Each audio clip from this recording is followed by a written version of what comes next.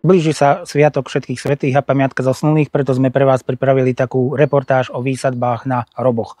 Hroby môžu byť upravené rôzne, všetko určuje všeobecné záväzné nariadenie mesta Banská Bystrica číslo 5/2020.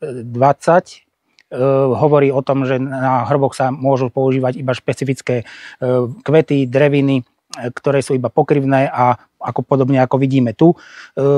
Je dôležité dbať na to, aby bol čitateľný pomník, aby boli tie dreviny nízke, aby nepresahovali do vedľajších priestorov, aby boli prechodné pomedzi hroby. Ako som spomínal, hroby môžu byť upravené aj ako mramorom na povrch, kde sa dáva iba nejaká miska s nejakými rastlinami, drevinkami alebo skalničkami. Tie väčšinou aj kvitnú, čiže sa môžu používať a v podstate nezasahujú do nejakého číselného alebo písomných informácií o hrobe. Drevinky môžu byť vysadené rôzne, je najlepšie používať pokrivné dreviny, ktoré narastajú iba nejakých 15 až 20 cm do výšky, tým pádom nezakrývajú hrob úplne, ale dá sa vytvárať nejaká pekná mozaika, ako napríklad vidíme tu. Používajú sa aj rôzne trávnikové plochy, tam je dobré kúpiť kobercový trávnik, ktorý sa uloží, ktorý sa ale musí aj častejšie potom polievať a častejšie strihať, aby bol udržiavaný na tú nízku výšku. Ako sme spomínali, medzi tie vhodné drevinky, ktoré sa používajú na hroboch, tak je vhodné mať také, ako sú brečtany, čo sú stálozelené, v podstate sú pokrivné celoročne, trošku sa zastrihávajú, keď je veľmi teplo počas leta, tak sa môžu zalievať.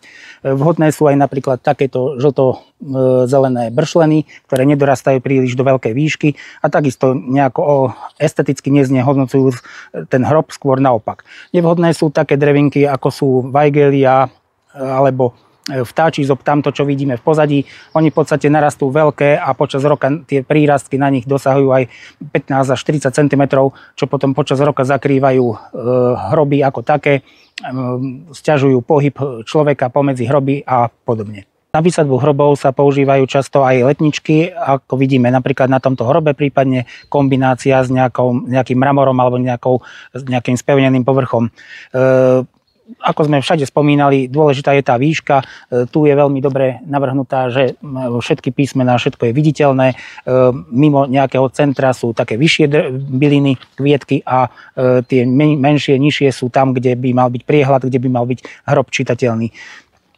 Ten povrch môže byť upravený fóliou, môže tam byť kôra, môže tam byť kameň alebo iný dekoračný štrk.